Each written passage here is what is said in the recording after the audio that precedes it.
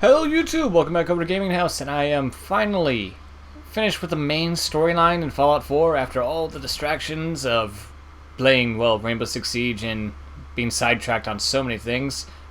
Finally here with the review. So let's get to it. Fallout 4 takes place, of course, in the future of this dystopian America that has been devastated by nuclear war.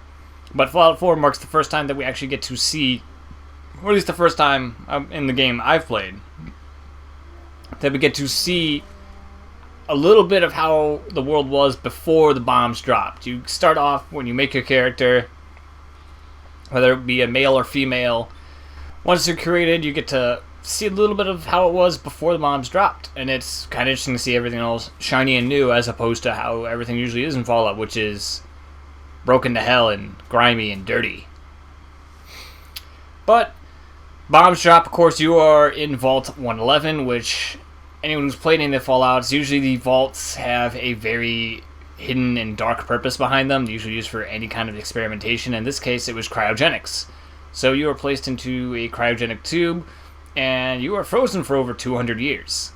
You awaken 200 years later, prematurely, as your child is stolen from your spouse, and then your spouse is killed.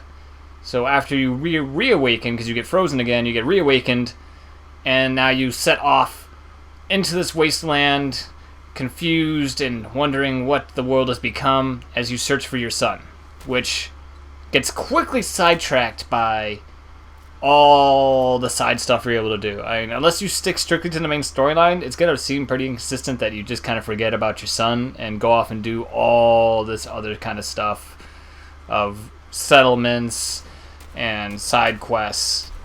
Getting to more of the campaign and narrative, this is one of the first times that your character is fully voiced throughout the entire game of Fallout. Something very enjoyable now that we're moving on from the silent protagonist. Cool little feature also is Codsworth has like a bunch of names in his actual registry, so he'll actually say your name. In my case, it was Joseph, so we actually got to say Joseph several times, and that's fucking awesome, and something I hope more games start to pick up on and actually start doing. Now getting to more towards the end of the game, and also about the factions, let's just go ahead and talk about the endings. The endings didn't feel very satisfactory, and I looked up the endings, and they're all largely mostly the same. Same little quips and etc. It's all just a matter about who's left standing at the end of the game between the factions, which there are 4 factions. There's the Minutemen, who are more of a neutral standing group. They stand for the Commonwealth and the people of the Commonwealth. There's the return of the Brotherhood of Steel, the Institute, which is this secret organization that's got a lot of tech backing them up, and they're creating these synthetic robot human hybrids that are replacing people with these newer models that look absolutely human. And there's also the Railroad, which are synth sympathizers, I should say. I didn't spend too much time with them or talking to them, but they believe that synths have a right to like their humanity that's been created, and they're more than just programmed machines, as the opposite of what the Institute views them as. And with these 4 factions, 3 of them, the Minutemen, of course, are the more neutral, but the other 3 just feel like you're picking a side to an extreme. They with their endings, you have to wipe out two of the other like major factions, whether it be in my case, I sided with Brotherhood of Steel. You had to wipe out the Railroad, which seemed completely unnecessary, a total dick move, as well as wiping out the Institute. And there's no way around this, which brings us to another part of this game that seems like cut down, is the RPG-esque elements. There's like no way to kind of blur together any of these endings. There's no way to say like, hey, maybe we should just, take over the Institute, or maybe reach an impasse or something. There's none of that. It's you pick an extreme and you stick with it to the end, and you might be dissatisfied with how that turns out. In my case, the Brotherhood of Steel, they were total dicks.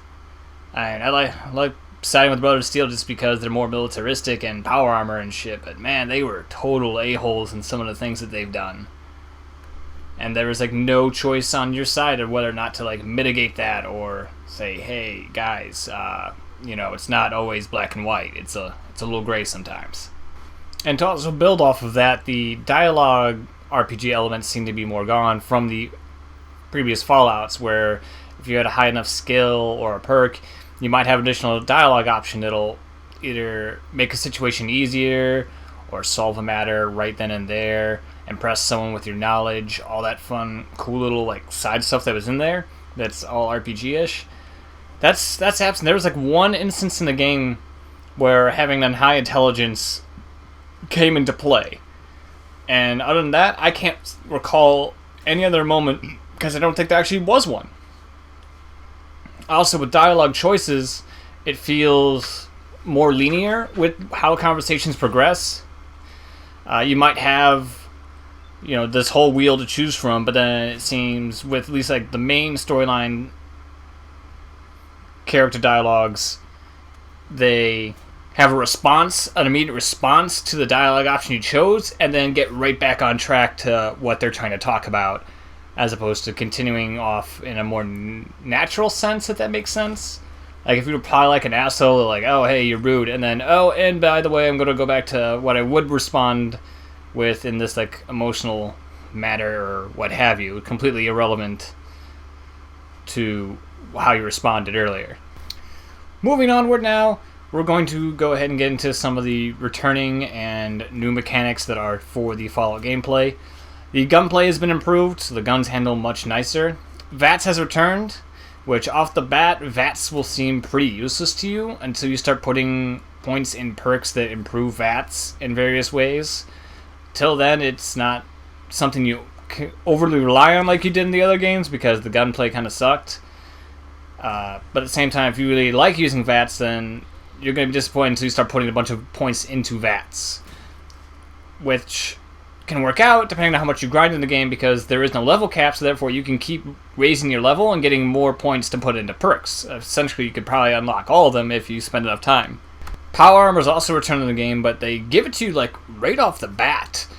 And that's because Power Armor's now functions as a different entity. It's no longer just pieces of armor you put on. It now functions as an actual Power Armor suit. So you'll have the base suit, they'll have armor pieces that go on it. And with this, you can also customize how it looks, the paint jobs, modifications you can make to it. Some of the paint jobs will just give you either a boost in a special attribute, or they will be raising the defenses, or maybe they'll provide more of an energy damage resistant boost. They'll do all kinds of things. There's not a whole lot of freedom to it, I'll say. It's cool, but at the same time, you're like, man, I wish I could put this on, but also boost my actual like defense and everything else, because you're stuck choosing the options that are given to you as opposed to having complete freedom with the customization of paint jobs. All the fun little things that Bethesda also likes to do in their game, all the little references to the previous titles, and also titles that they've worked on that aren't actually in the Fallout universe. Like in one of the magazines I found, there was actually the Dovahkiin helmet from the Skyrim that was on the front of that cover. All the fun little Easter eggs that they throw in, all the fun little dialogues that you'll find on computers, those are all there. There's like a Jaws reference that everyone knows is in the game on one of the boats. I've ran like 2 or 3 of those boats. All that cool little fun stuff is in there that players will enjoy from Bethesda. Now getting to some of the two major additions to the game that are new. There is gun customization in the game now. In addition to the fact that legendary enemies have the chance to drop legendary gear, which the ones dropped from enemies, such as just legendary Deathclaw, legendary Raider, those all have a random perk that they can drop with a weapon that ranges from doing radiation damage to doing more damage to a specific enemy type, or perhaps having no clip mode activated for it, not having to reload the weapon at all. It just feeds off of your entire ammo supply, or additional damage in general. Bunch of little fun perks that get rotated around. Then there's unique weapons that have their own special perks that are usually achieved through a quest line. But now also at the weapons benches, we can now customize our weapons. We can extend the magazine, switch out grips. In certain cases, you can change out calibers or make a weapon go from single shot to fully automatic. All cool little, not really aesthetic stuff, but actually like game-changing stuff. And it's actually quite enjoyable, even though At a certain point, you'll end up just keep putting like these same attachments on weapons or newer weapons you find. So you get a regular combat rifle, and then you find a legendary combat rifle. Then you'll sit there and customize the same attachments.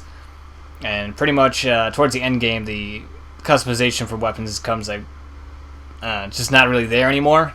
Speaking as someone who's now got like weapons that they use and stick with, I have like no urge to go and customize new weapons that I find. I usually just break them down or sell them.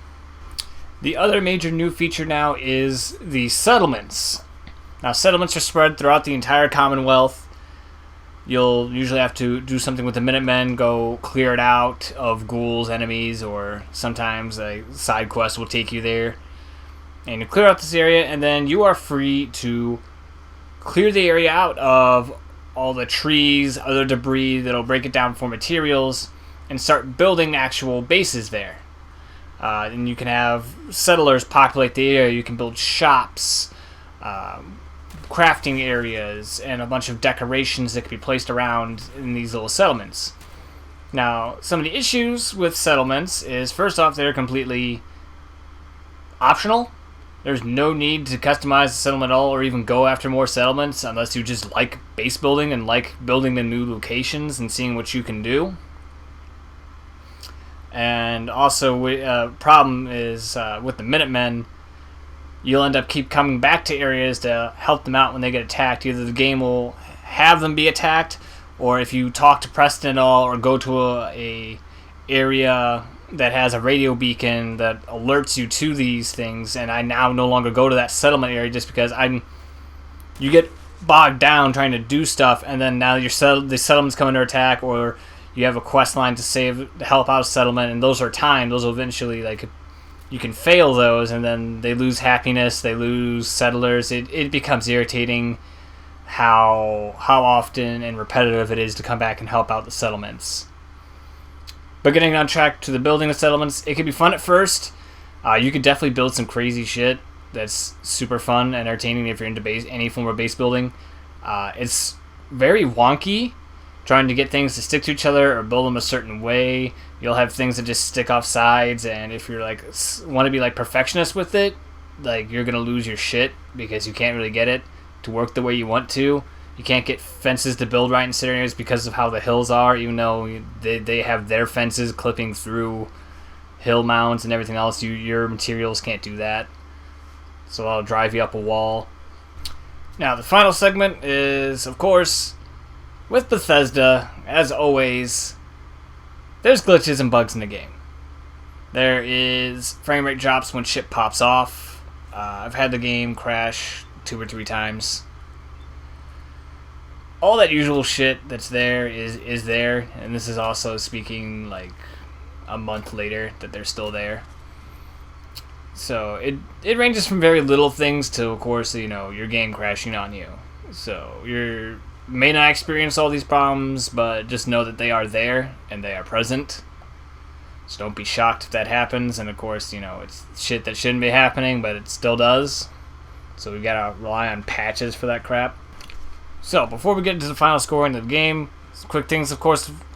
With my videos, there's footnotes down in the description below for anything I might have missed during the actual video, because I'm human. I forget things occasionally. Sometimes I forget things that I'm supposed to put in the footnotes as well, but check those out. Twitter's down below as well.